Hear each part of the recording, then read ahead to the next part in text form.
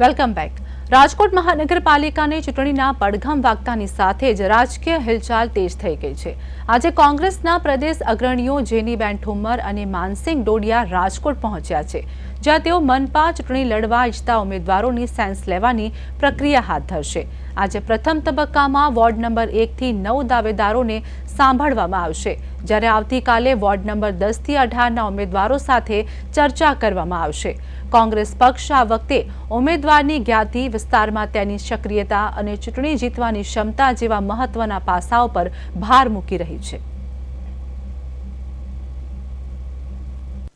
खूब टूंक समय में कोर्पोरेशननी चूंटणीओ आवी रही है, प्रथम वागी गया है एटले जे कांग्रेस पक्षना उम्मीदवारो के जे पोते चूंटणी लड़वा मांगे छे, भारतीय जनता पार्टीनुं शासनमां राजकोट महानगरपालिकामां शुं हाल थया छे राजकोटना ए राजकोटवासीओ खूब सारी रीते जाणे छे। त्यारे उत्साहभेर बधा ज पोतानी उमेदवारी नोंधाववा माटे ने आगामी समयमां कई रीते पोते चूंटणी लड़ीने जीती शके एना माटेनी चर्चाओ आजे वोर्ड वाइज करवा जई रह्या छे। त्यारे જેટલા વોર્ડમાંથી જે લોકો લડવા માંગતા હોય, જે સમીકરણો અત્યારે જે અનામતના પ્રમાણે જે સમીકરણો આવ્યા છે એ પ્રમાણે કોણ સક્ષમ છે એ પોતાની દાવેદારી અને પોતાની રજૂઆતો કરશે, જે આજે સાંભળવાના છીએ।